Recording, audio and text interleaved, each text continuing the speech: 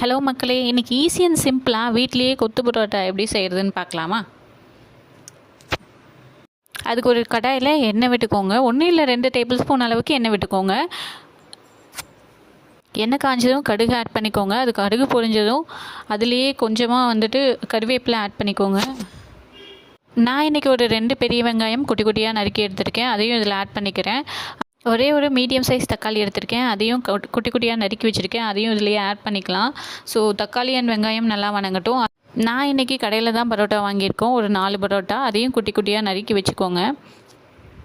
கடையில் வாங்கின குழம்புல நான் ஒரு 3/4 கப் அளவுக்கு குழம்பு எடுத்திருக்கேன். அதில் 2 முட்டையை உடச்சி ஊற்றிக்கிறேன்.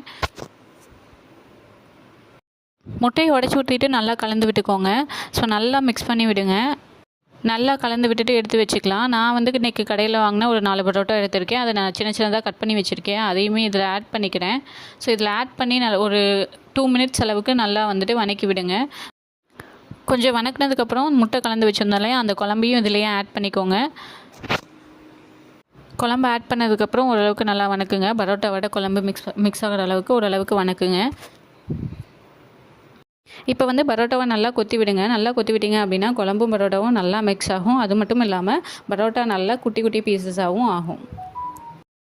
ஓரளவுக்கு வணக்கினதுக்கப்புறம் நான் பெப்பர் ஆட் பண்ணிக்கிறேன். 1 இல்லை 2 டேபிள் ஸ்பூன் அளவுக்கு பெப்பர் ஆட் பண்ணிக்கோங்க. உங்களுக்கு வேணும்னா ஆட் பண்ணிக்கலாம், இல்லைன்னா ஸ்கிப் பண்ணிடலாம்.